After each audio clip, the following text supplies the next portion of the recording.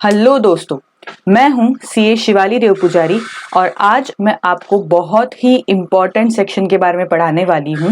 और ये सेक्शन से आपको समझ में आ जाएगा कि इनकम टैक्स रिटर्न फाइल करना कितना ज़्यादा ज़रूरी है।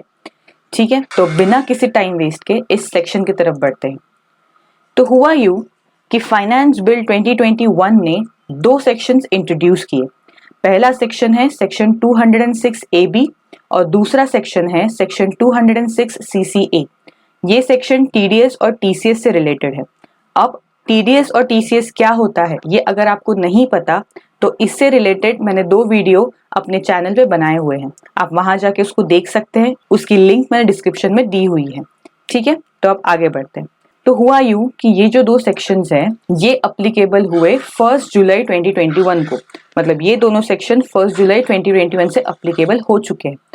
और सबसे मेन बात कि ये दोनों सेक्शन इनकम टैक्स एक्ट के सारे सेक्शन को ओवरराइड करते हैं। मतलब अगर कोई दूसरे सेक्शन में इससे इन दोनों सेक्शन से रिलेटेड कुछ भी कॉन्ट्राडिक्शन में लिखा होगा तो ये दोनों सेक्शन में जो लिखा है वो सच माना जाएगा, ना कि दूसरे सेक्शन का सच माना जाएगा। ठीक है, तो ये दोनों सेक्शन उतने ज्यादा इंपॉर्टेंस रखते हैं। अब सेक्शन की तरफ बढ़ते हैं। सबसे पहला सेक्शन है section 206 AB, that is TDS. TDS से रिलेटेड ये सेक्शन है। ठीक है, इसमें सबसे मेन पर्सन आता है स्पेसिफाइड पर्सन। अब स्पेसिफाइड पर्सन क्या होता है, कौन होता है, ये सब मैं आगे बताने वाली हूँ।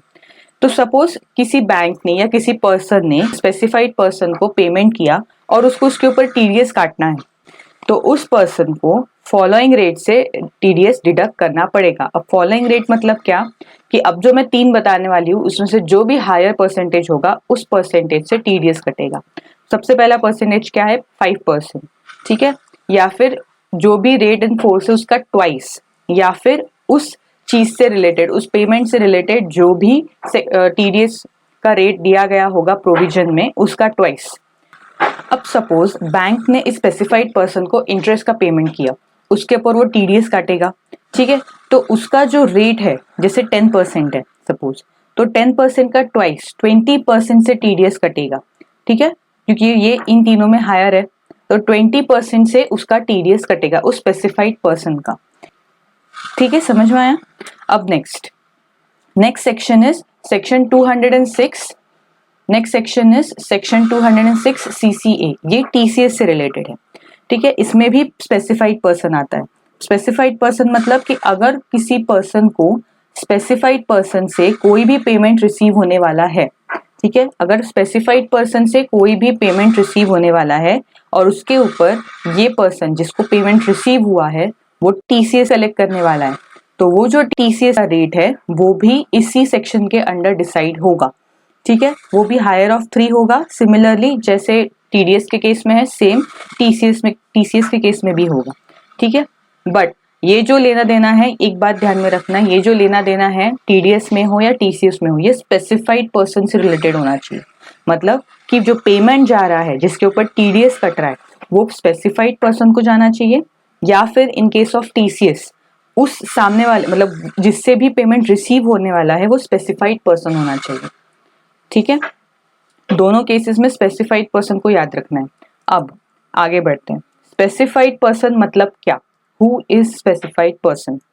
ठीक है, सबसे पहला, person has not filed there income tax return for 2 previous year immediately preceding the previous year in which tax is required to be deducted or collected।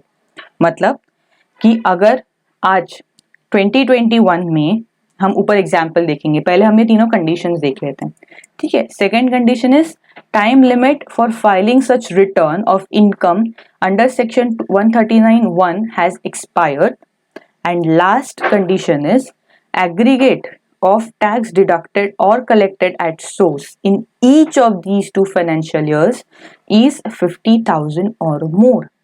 इसका मतलब क्या बोल रहा है एक्जैक्टली, जैसे 3 साल है, ये 3 साल हम ले लेते हैं। ठीक है, हमें हमारा जो टैक्स डिडक्ट हुआ वो हुआ 21-22 में। ईयर ऑफ टैक्स डिडक्शन कितना है, 21-22।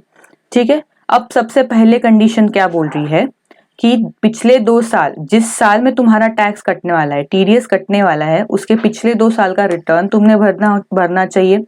ठीक है। सेकंड कंडीशन क्या है कि जो आईटीआर की फाइलिंग डेट है वो एक्सपायर हो जानी चाहिए। अगर एक्सपायर नहीं हुई तो तुम अभी भी भर सकते हो ना, तो मतलब ऑफ कोर्स कि ये कंडीशन अप्लीकेबल नहीं होगी।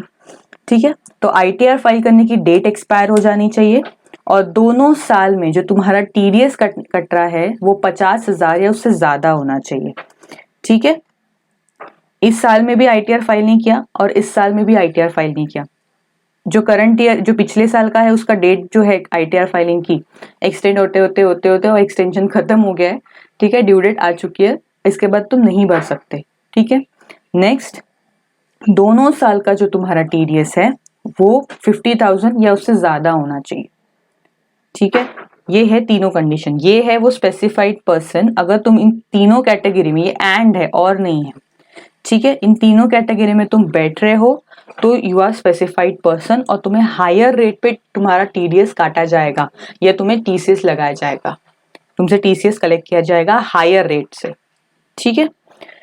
अब ये किस किस को अप्लीकेबल नहीं होता, ठीक है, ये सेक्शन मतलब टीडीएस का सेक्शन, इसमें टीसीएस का नहीं है, बट टीडीएस का सेक्शन किस किस को अप्लीकेबल नहीं होता। सबसे पहले अगर सैलरी का पेमेंट है तो, ठीक है, सैलरी का जो टीडीएस कटता है उसमें ये नहीं अप्लीकेबल होता है। दूसरा, अगर if the payment is against accumulated balance due to an employ, section 192A में। ठीक है। नेक्स्ट, अगर विनिंग ऑफ लॉटरीज और क्रॉसवर्ड पजल से पेमेंट आ रहा है 194B में।